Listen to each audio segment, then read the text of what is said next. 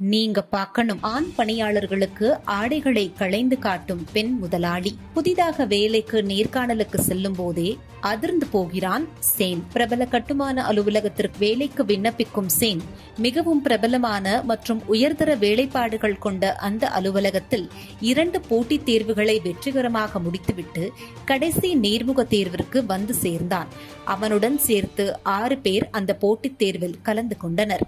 கடைசி நேர்முக தேர்வை நடத்துபவர் மிஸ் ரிச்சர்ட் என்று அழைக்கப்படும் அந்த கட்டுமான நிறுவனத்தின் முதலாளி ஜெனிஃபர். அந்த 6 பேரையும் பெயர், தகுதி, முன் அனுபவம் எல்லாவற்றையும் விசாரித்த ஜெனிஃபர், நான் சொல்லும் ஒரு செயலை செய்தால்தான் உங்களுக்கு வேலை என்று கூறுகிறாள். என்னவாக இருக்கும் என்று 6 பேரும் யோசிக்கும் போதே அவர்கள் 6 பேரும் பேண்டை அவிழ்க்க சொல்கிறாள் ஜெனிஃபர். இதை பார்த்து அதிர்ந்து போகும் 6 பேரும் செய்வதறியாது விழிக்க, சில நேரத்திற்கு பிறகு 5 பேர் தங்களின் பேண்டை கழட்டுகின்றனர். ஆனால் செயின் மற்றும் பேண்டை கழட்டாமல் திருவென விழிக்கிறான். அவன் அருகில் சென்று ஜெனிஃபர், உனக்கு மட்டும் என்ன தனியாக சொல்ல வேண்டுமா என்று கேட்க, வேறு வழியில்லாமல் தன் பேண்டையும் உள்ளாடையையும் கழட்டுகிறான் சேன்.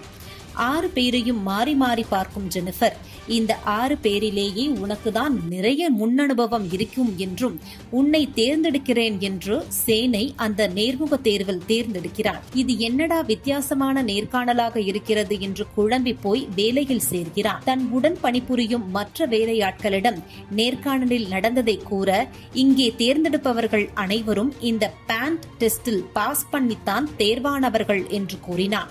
ஏன் அனைவரும் இவ்வாறு செய்ய வேண்டும்? எனக்கு திருமணமாகி அழகான ஒரு மனைவி இருக்கிறாள் என்று சேன் கூற, இங்கே உள்ள நிறைய பேருக்கு திருமணமாகிவிட்டது.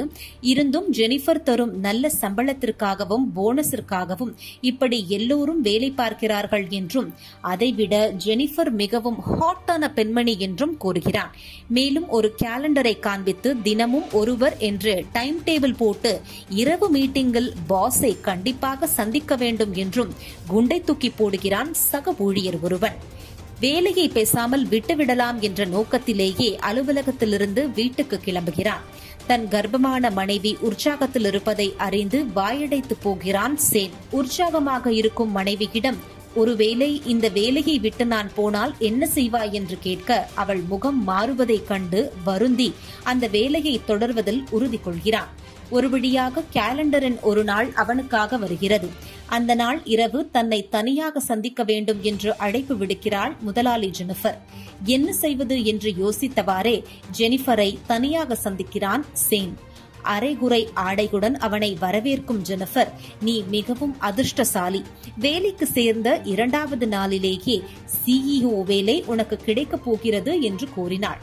அடிக்கடி என்னுடன் நீ தனிமையில் இருந்தால் இதைவிட 5 மடங்கு சம்பள உயர்வுடன் CEO வேலை உனக்கு கிடைக்கும் என்றும் மேலும் அவனின் ஆசையை தூண்டுகிறாள். வேலைக்கு சேர்ந்த சில நாட்களிலேயே ப்ரமோஷன், 5 மடங்கு சம்பள உயர்வுடன் போதாதைக்கு முதலாளியுடன் நெருக்கம் என்று வாழ்க்கை மாறப்போகிறது என்று நினைத்தாலும் தன் மனைவிக்கு தவறு செய்யக்கூடாது என்ற முனைப்புடன், எனக்கு இந்த வேலை வேண்டாம், இந்த வேலையை விட எங்களின் காதலும் திருமண பந்தமும் நான் மிகவும் உயர்ந்தது, அதனால் இந்த அழைப்புக்கு நான் ஒத்துழைக்க மாட்டேன் என்று அந்த டீலை மறுக்கிறான் சேன். அவன் அந்த டீலை மறுத்த பிறகு ஒட்டுமொத்த அலுவலக ஊழியர்களும் கையில் கேக்குடன் கைத்தட்டி அவனுக்கு வாழ்த்து தெரிவிக்கின்றனர். ஒரு பெரிய பதவிக்கு தேர்ந்தெடுக்கும் போது இந்த மாதிரியான ஆசைகளை அடக்கி நிறுவனத்திற்கு விசுவாசமாக இருக்கும் நபரை தேர்ந்தெடுக்க விருப்பப்பட்டு இந்த மாதிரி உங்களுடன் நடந்து கொண்டேன் என்றும், நமக்குள் நடக்கும் எல்லா மீட்டிங்கிற்கும் தொழில் ரீதியாகவே நடக்கும் என்றும் நம்பிக்கை தெரிவித்தாள் முதலாளி ஜெனிஃபர். இப்பொழுது நீங்க சொல்லுங்க, சேனாக இருந்தால் நீங்கள் என்ன செய்திருப்பீர்கள்?